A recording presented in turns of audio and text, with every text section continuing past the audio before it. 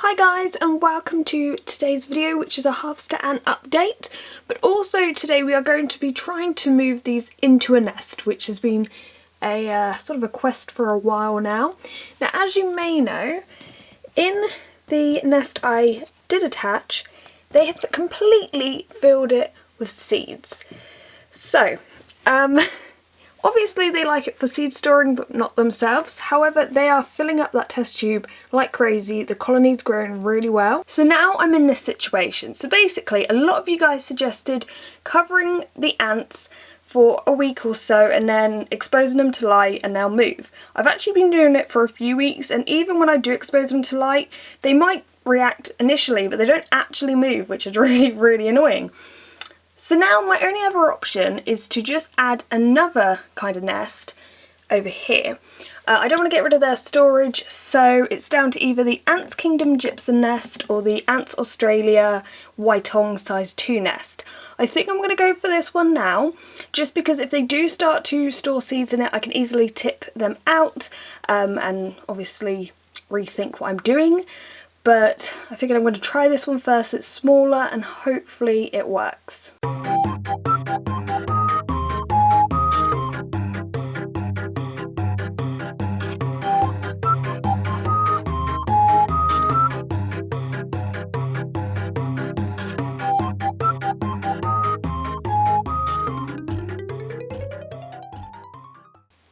So I'm keeping watering to a minimum because from what I learned from last time, harvester ants prefer drier conditions, and I put in way too much when I started up the last one, if you've ever seen me unbox all of these.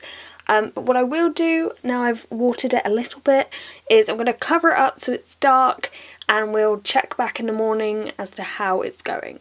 So it's the next evening, and as you can see, there are 2 workers that have just gone in here, and I've been checking all day and it hadn't been touched, so this is positive. Maybe they're checking the area, maybe it's good or bad, I don't know, but hopefully there'll be a change by the morning.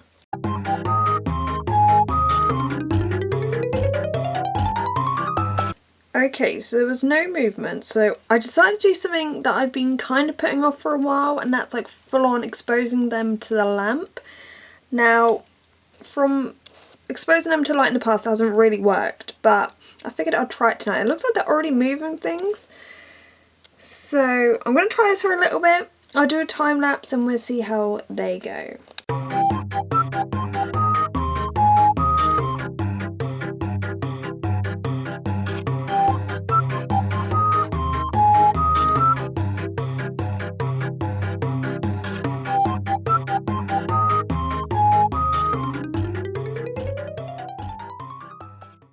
I love how whilst I'm filming this time lapse, if you go over here, there's literally a worker collecting seeds still. I don't know if it's because there's like mass panic and they're like, okay, we need seeds, because they're harvester ants, that's what they do. But there seems to be workers who are collecting seeds. Here we go. Off you pop. Yeah, and then over here, if I can get it in, this is an extreme macro lens, like it's just a pain. But look, there you go. Good on you, Sandra. So they're taking that back to their storage. So it's been over an hour. Initially they moved into the darker area, but they have come back out again. Now the problem with using heat to move harvester ants is it tends to cause a fair bit of humidity, which isn't good for them. You would think that that would make them move too, but no. They're very persistent. They very much, oh hello queen, they very much enjoy their test tube, and clearly light and heat isn't really affecting. Oh my god, are they kissing her head? I mean, they're probably not, but that was kind of cute. Oh my god, guys. So basically, a black soldier fly escaped from my calciworm container, and as I went to grab it to like catch it again, I accidentally squished it, and I thought, well, I don't want to waste it, so I put it in with the ants. They don't usually seem to respond much to insects. Like I've put bits of cricket in there and everything, they haven't touched it. Well, this worker is currently carrying the head of the black soldier fly around. I think it's trying to figure out how it can take it back to the nest, but that's pretty cool. I mean, it looks like an ant with a massive head now. So it's the next morning, and as you can see, the black soldier fly has been moved and parts of it has been taken away, including the head. There's also a dead worker here, which was there last night, and obviously when a worker dies they just bring him out, so that'll have to be removed. I was speaking to Jan. I assume that's how you pronounce Jan if it's Dutch, yeah? Well, anyway, Jan from Ants Kingdom, and he did suggest that the gypsum nest works better for the harvester ants. Now it's quite a large nest, but since they haven't moved into their Waitong one, I'm just going to try this for now and see how we get on.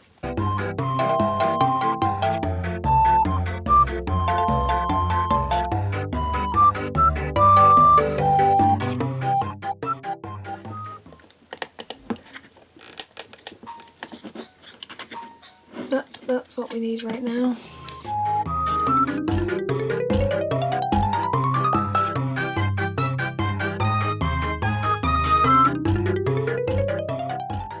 So here's the situation, it's all connected now. I've added in a little bit of water but not too much, and I'm going to make that dark, I'm going to cover it over and then expose the ants in a test tube to natural sunlight. Well, not like directly, but you know what I mean, in this room, and maybe they will move.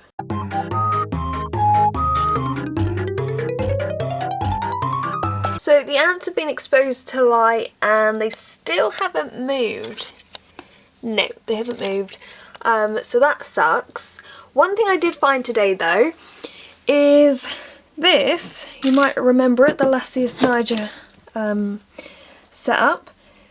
Well, this thing dropped off in the night. So there was a hole in the tank and I found 2 workers walking around on here. Unfortunately the tank was on the floor as well. So I don't know how many could have escaped. I'm glad to see there are still some alive because I really haven't seen much movement in that region. But that will probably be the next thing I'll try to do. I might try to move them out of this or try to investigate whether there's much life in there. But other than that, I figured I'd better end this video now because it's probably gone on quite long. The only other option I can think of moving these is exposing them to something cold, but I think that would make them dormant. Someone did suggest that, they said they used that and the ants moved, but I'm sort of out of options. As you can see, I have tried a lot. I'm going to keep them connected, see how it goes. But I hope you've enjoyed today's video. Thanks for watching and goodbye. Baby, I'm painting blue.